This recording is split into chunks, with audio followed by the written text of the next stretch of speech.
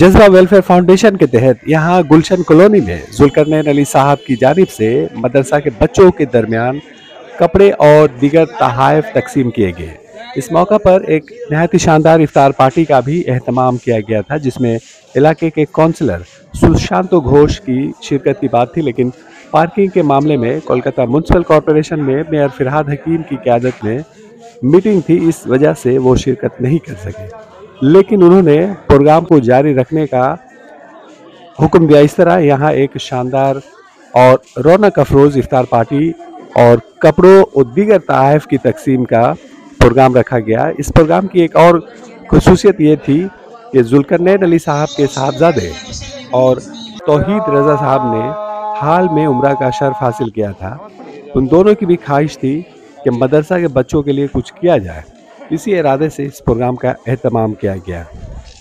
इस प्रोग्राम की एक और ख़ासियत ये थी कि माहिर समाजियत और उम्मीद फाउंडेशन के रूह रवां जनाब वली रहमानी साहब भी इस मौका पर मौजूद थे। उन्होंने जज्बा फाउंडेशन के लिए अपनी नेक ख्वाहिशात का इजहार किया और कहा कि समाज में ऐसे अदारों की ज़रूरत है जो गरीबों और ज़रूरतमंदों का काम आता रहे। इस मौका पर हमारी बातचीत वली रहमानी साहब, जुल्करनैन अली साहब वगैरह से हुई है। आइए सुनते हैं उन्होंने इस मौके पर किस तरह से अपने जज्बे का इजहार किया।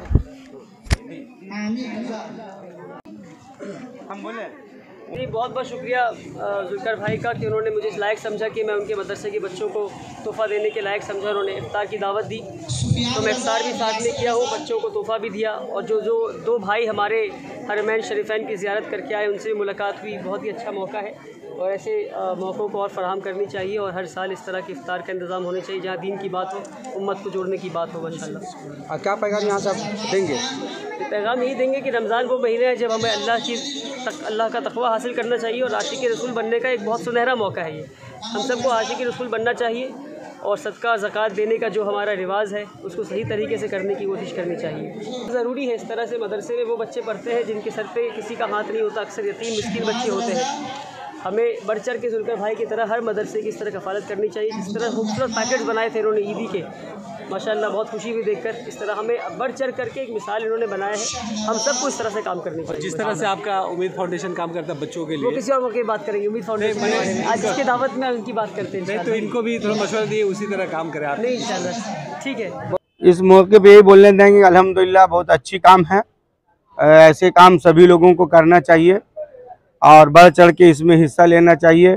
हम लोग आप लोगों की दुआओं से हम लोगों से जो हो सका छोटा सा तोहफा पेश किए। अल्लाह ताला मेरी इस तोहफे को कबूल फरमाए।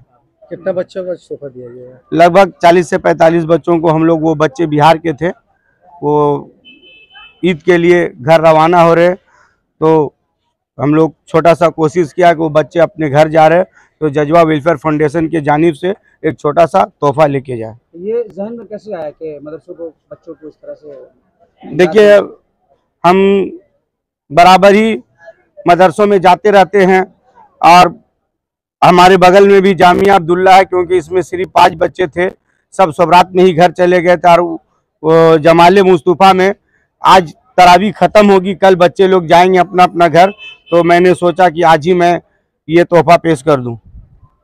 अभी तो प्लान है। क्या पैगाम यहाँ से अब देंगे लोगों को?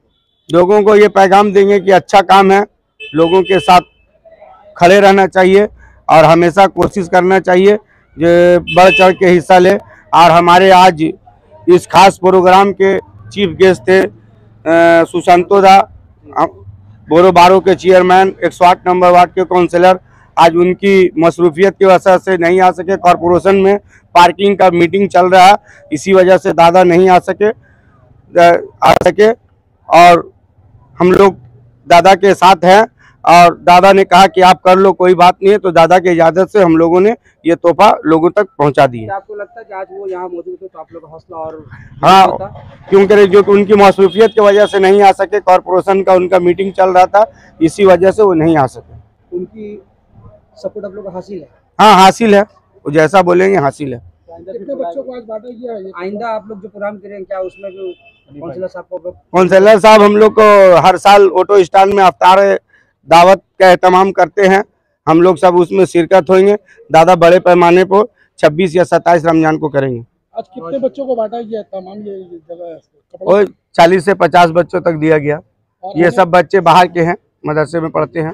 काबिले तहसीन अमल है और लायक मुबारकबाद हैं जज्बा वेलफेयर फाउंडेशन के चेयरमैन जनाब जुल्करनैन साहब। ये इन्होंने बहुत अच्छा काम अंजाम दिया है और ख़ास तौर पे मदरसे के बच्चों को इन्होंने चॉइस किया, क्योंकि उमूमन आमतौर पर गरीब व नादार बच्चे इस मदरसे में पढ़ते हैं। और इन्होंने कपड़े वगैरह की शक्ल में और इफ्तार और तरह बहुत सारे अनाज की शक्ल में इन्होंने बच्चों के सामने तोहफ़ा पेश किया है।